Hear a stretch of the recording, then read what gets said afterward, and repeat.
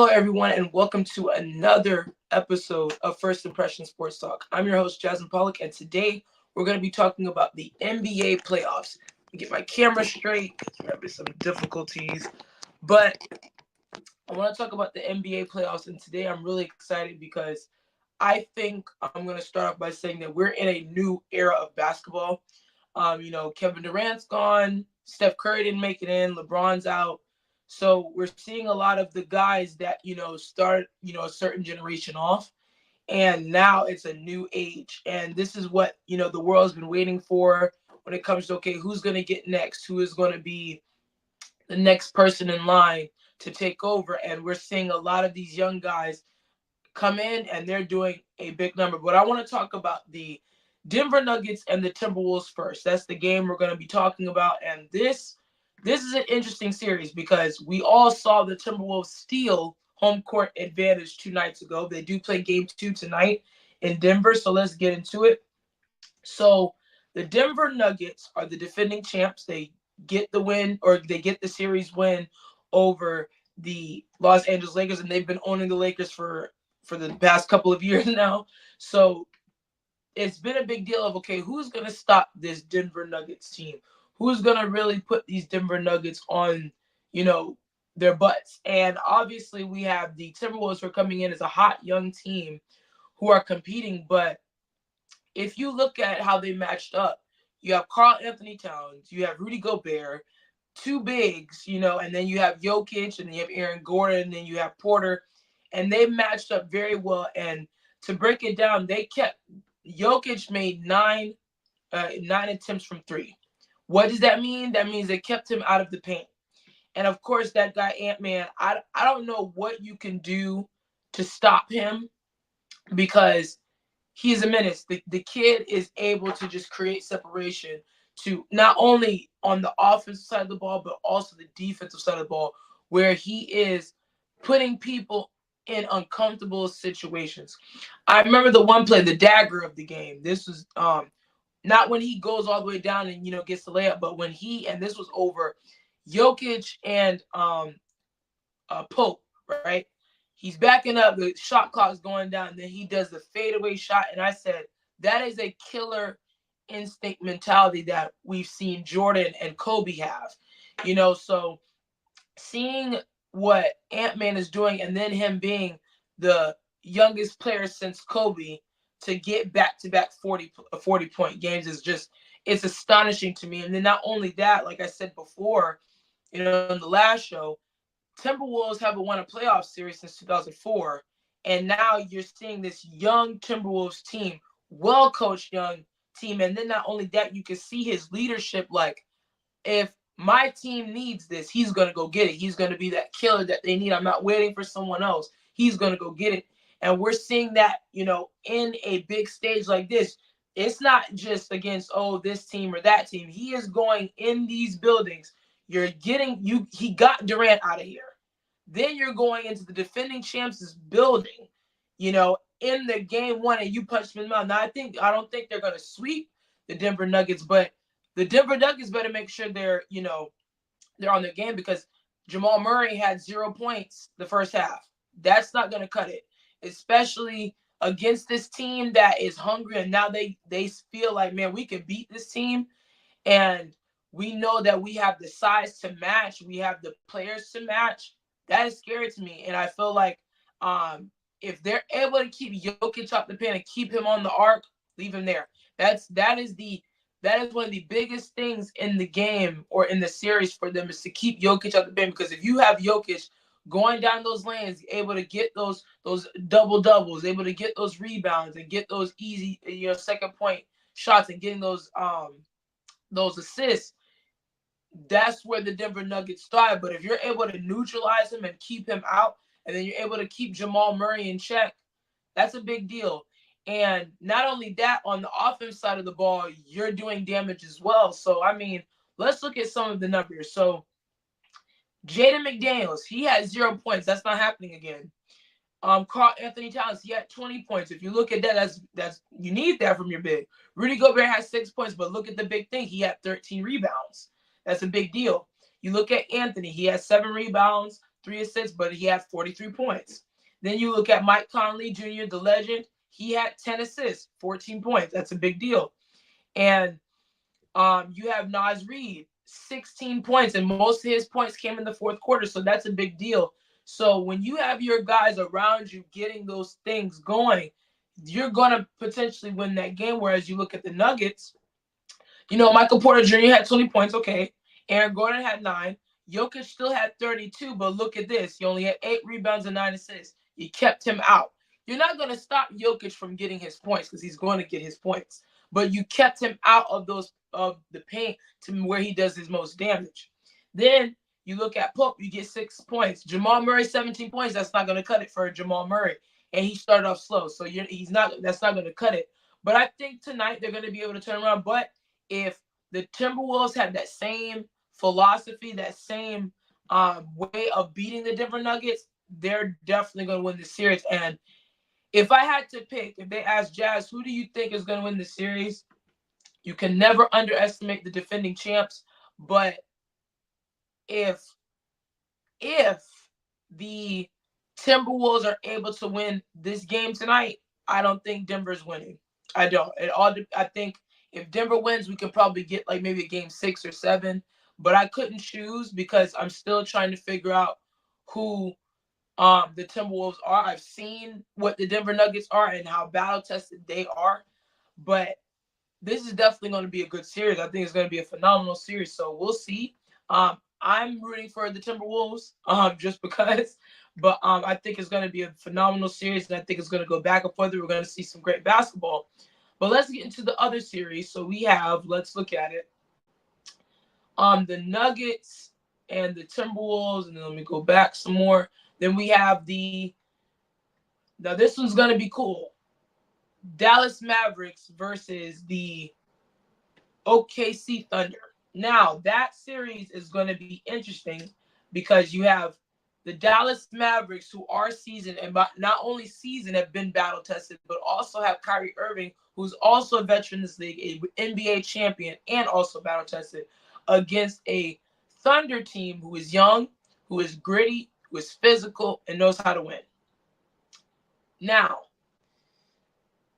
this is going to be some great basketball. All these series, if you look at it, is going to be some great basketball. And the Mavericks, the game 1 between OKC and the Mavericks are going to be tomorrow at 9:30. I'll say this. I think OKC is going to get the first game, but I think this series could definitely go to 7. I will give the edge to the Mavericks just because of they've been in this moment before, and they know that Luka's been battle tested before. It's just him getting over that hump. He's been to the conference finals before. Kyrie Irving's been there, done that. He's been at many different teams. Kyrie is an NBA champion. He knows what it means to win. So I feel like I think OKC's going to get the first game for sure. I think they're going to get the first game, but I think this game's going to go to 7. But I'll give the edge to the Mavericks because I think Kyrie is going to make that one shot or that one play that's like, oh my gosh, and he's going to put them to sleep. So I definitely think the Mavericks are going to win. But I want to talk about a little bit about the Clippers.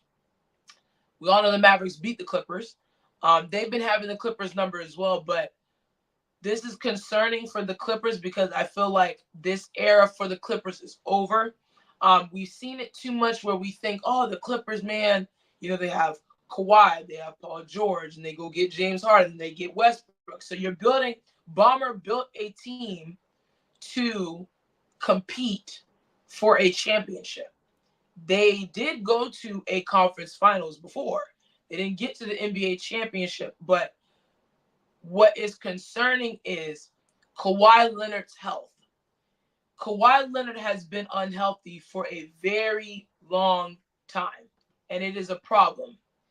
I see some of the comments. Denver can recover from an 0-2 deficit. Okay, that's of course they're battle tested. Like I said, they're definitely a team that has been battle tested, has been there. Minnesota is more talented team nonetheless. Yes, they are. We got OKC in 6. Okay, that's fair. But back to the Clippers. I think for the Clippers, it's just very annoying to me that you built this team, this stacked team of And then you get a great coach in Ty Lue, and you would expect that the Clippers would be a championship, would win a championship by now, but it's not going to happen. I think there's too much going on with the Clippers. I think there's too many egos. Also, Kawhi can't stay healthy. I mean, when he's healthy, he's still Kawhi Leonard. He still gets the job done, but his health is always like, oh, he's not coming in this series, or he's not playing these set of games.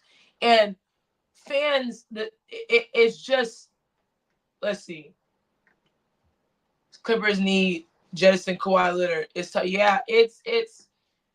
I just don't know what more to say about the Clippers. I mean, you built a championship team. This on paper, this is a championship team, but it takes a lot. It takes cohesion. It takes a leader. It takes someone who can put their team on their back. And it doesn't help when. And here's the thing. They say, well, Kawhi didn't play. You had two superstars, essentially three. You still have Paul George. You still had James Harden. You still had Russell Westbrook. And we get on Russ a lot about different things, but there's no way your star players are 0 for 17.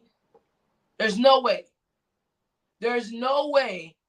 Hold on. Let's go look at these stats, because these were astonishing stats.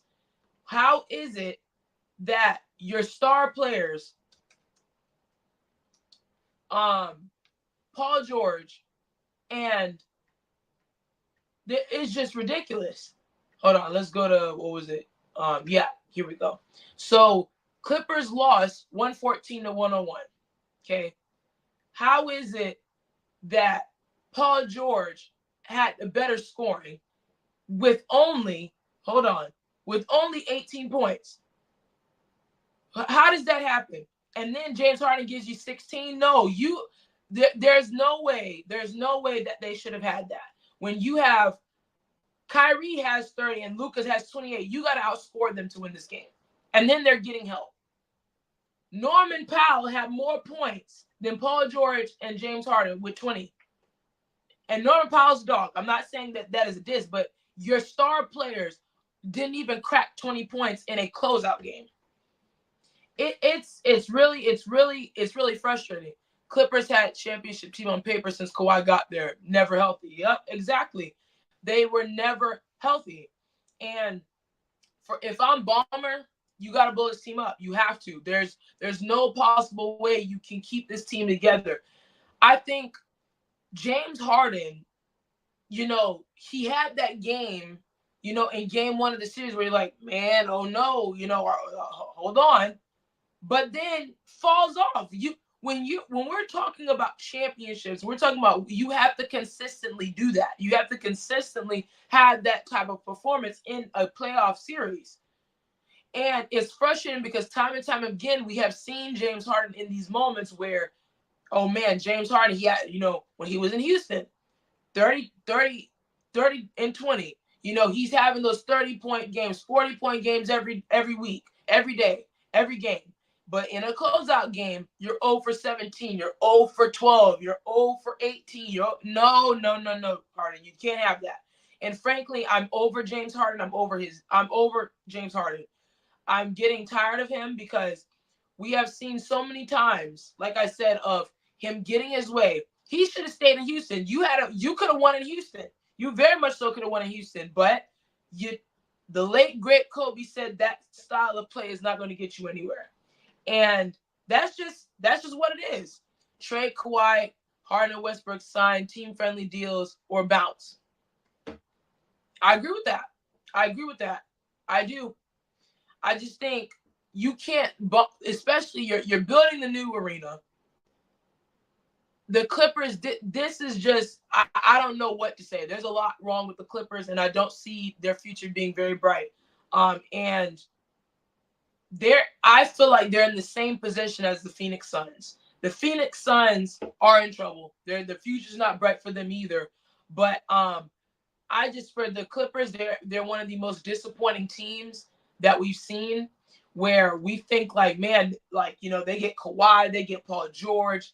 All right, they got two star players, and then you have your role players. Then you get a James Harden, could be the third option. That's not a bad third option. Then you get Russ from the Lakers. There was moments where the Clippers were a scary team in the beginning of the season, but you know what happens? Health. It's always about health with them. But I digress. I think when it comes to the OKC and Dallas Mavericks, I think I have a game 7. I think that game could go. I think that series can go far, but I'll give the edge to Dallas. But I wouldn't be surprised if OKC won. But let's look at the Eastern Conference because we have the Boston Celtics. I believe they are facing the Cleveland Cavaliers. The Cleveland Cavaliers. This is the first time getting to the second round without LeBron, so it's a big deal. I'm sure the Cleveland fans are really happy about that. Unfortunately, I don't have the Cavaliers beating the Celtics. Do I want to say sweep? No, but I'll give Cleveland one game because I know Mitchell is there. I know Mitchell can do some damage. They have some guys on there, but I think the Celtics gonna win. But I will say this: Porzingis is injured. That could play a role in some things, definitely. So we'll definitely watch out for that. But I don't think the Cavaliers have enough to beat this Celtics team because obviously the Celtics team is looking for that championship. They have a championship roster.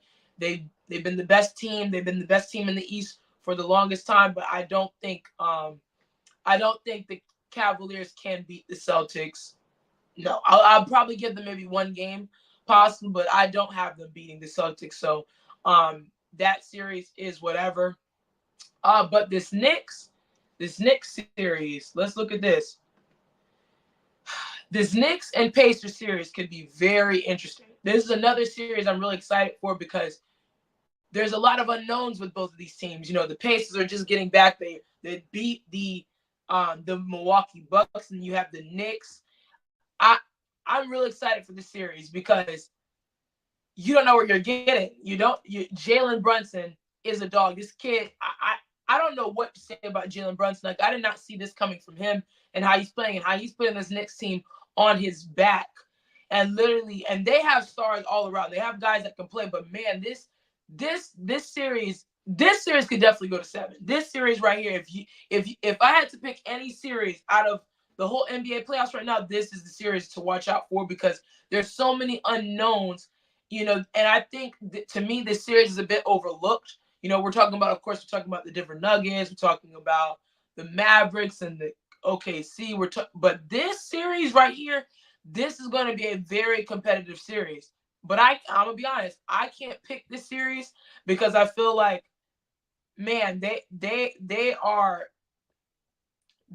very these two teams right here have been through a lot. They've been through a lot, and they're getting back to that winning form. They're getting back to getting people involved, getting back to being relevant again. And I think the Knicks are a very scary team. I'm going to read some of the comments here. Clippers backing Tyronn Lue is on point. He ain't the problem. Absolutely. Tyronn Lue is not the problem. He's a phenomenal coach. Boston in 6. Yeah, like I said, Boston in 6. Well coached with depth. Cavs are a solid team. Yeah, for sure. But like I said, I'll give Cavs one game, but that's pretty much it. Cleveland, more complete team than Knicks and Pacers with hashtag injuries. Okay, fair enough. Knicks in 6. New York Knicks are going to the conference finals. Hey, that's what everyone is predicting.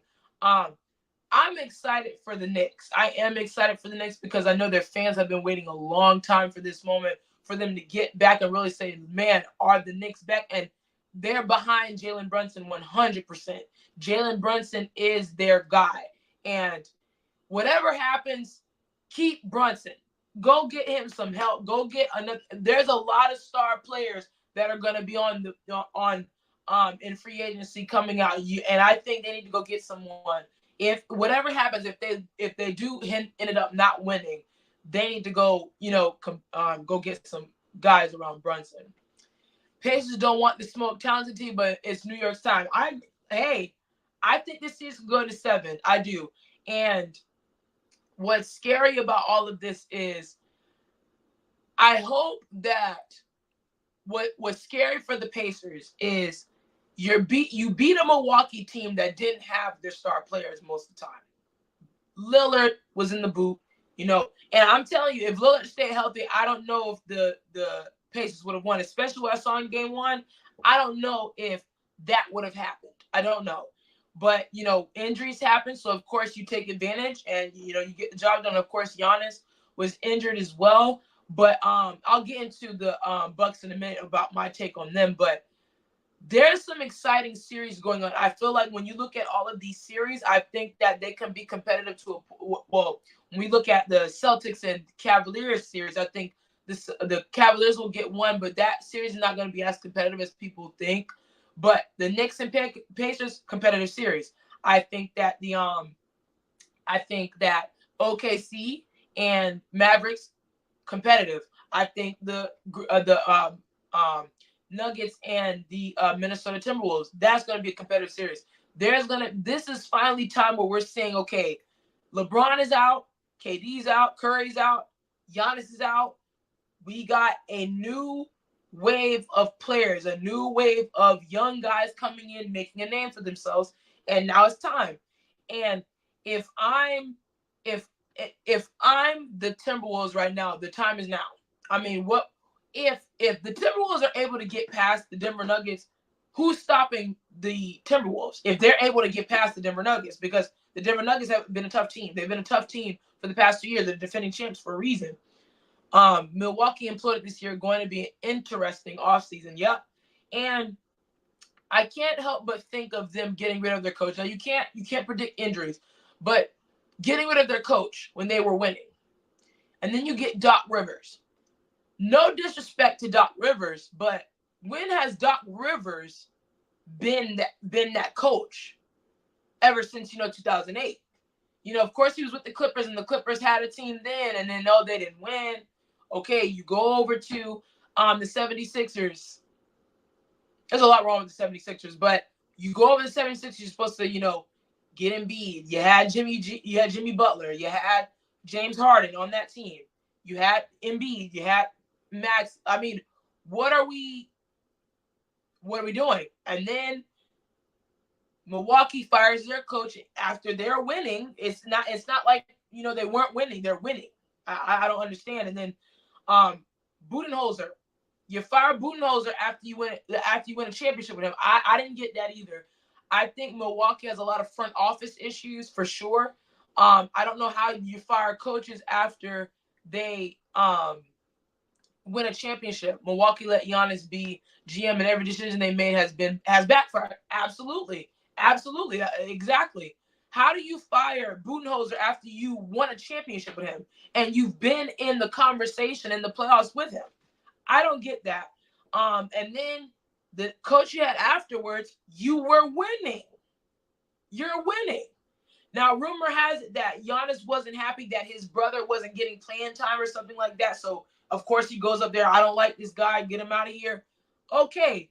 But that wasn't – I just don't understand that. And then you get Doc Rivers because are we hiring Doc Rivers because of the name and what he was? What has he done lately? What does his resume look like lately? And that's been a problem. So for that, I think that we are it's very concerning where Milwaukee is. And I think, and on top of that, I think if I'm Milwaukee, I would bring Lillard back. I was one of those people, I thought Lillard was going to Miami with Jimmy Butler and them down there in South Beach. But if I'm Milwaukee, re-sign him, give him a contract. And also, you need to set the record straight.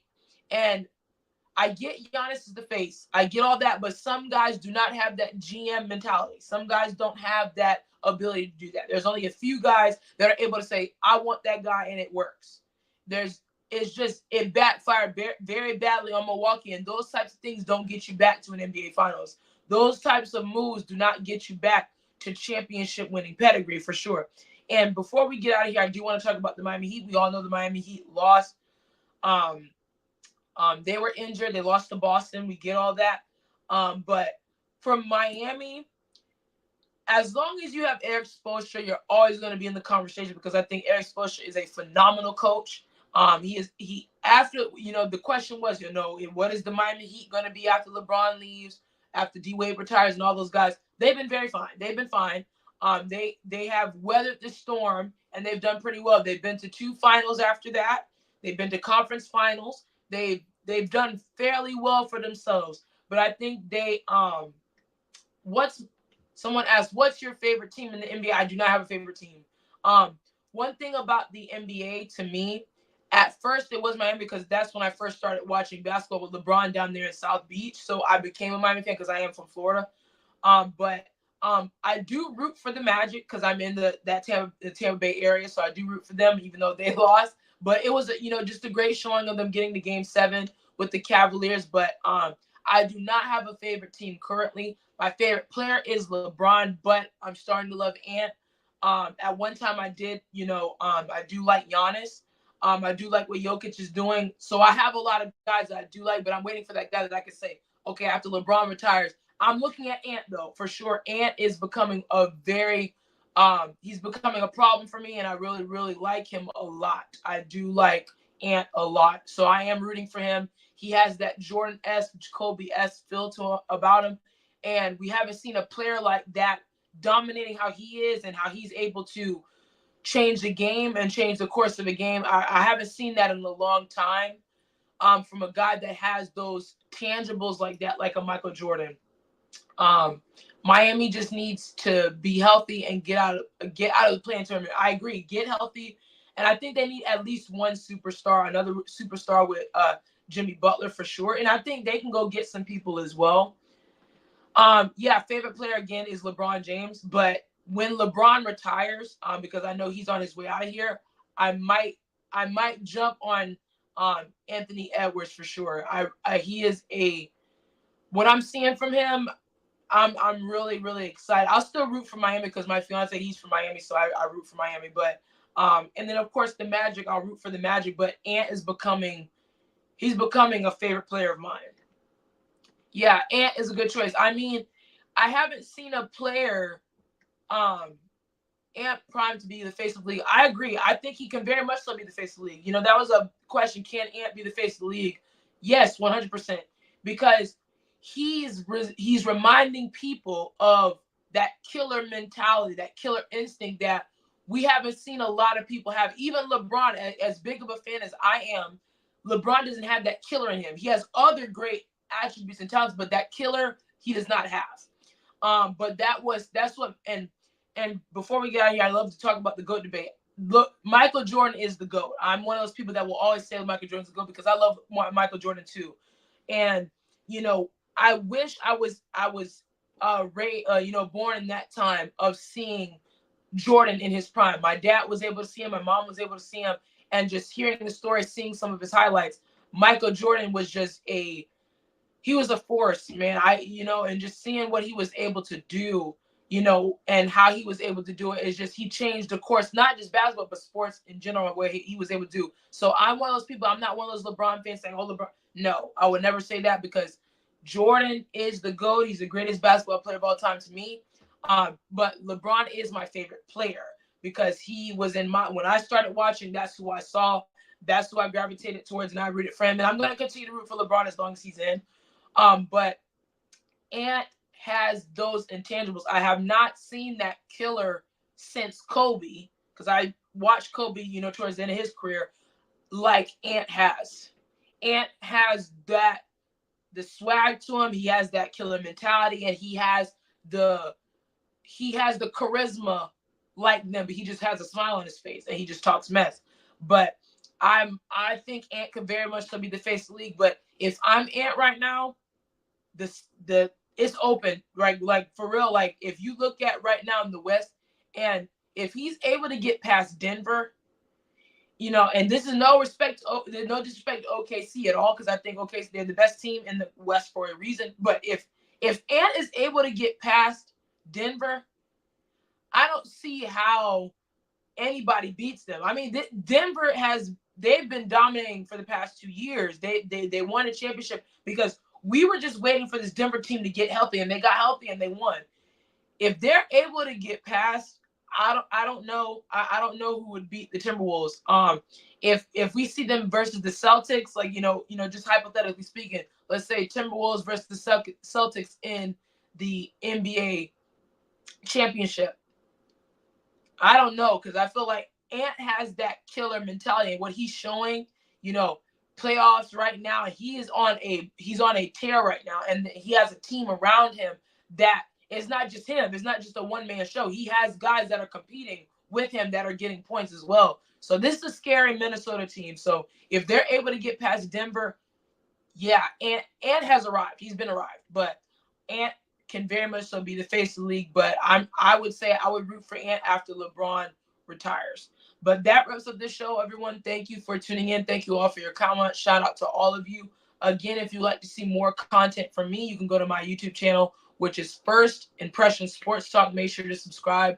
I'm gonna be starting my show back up because I took a break off because I did a huge NFL draft show that was 3 hours long. So I took some time off of that, and I'm going to get back to doing that. So every week I will be on. You'll see me do short videos, live shows every week. But if you'd like to tune in, definitely subscribe to the channel, which is First Impression Sports Talk. One more comment before we go. I can't wait for Shy versus Ant so y'all can put some respect on KC's name. Yeah. But yeah, I'm definitely excited for this NBA.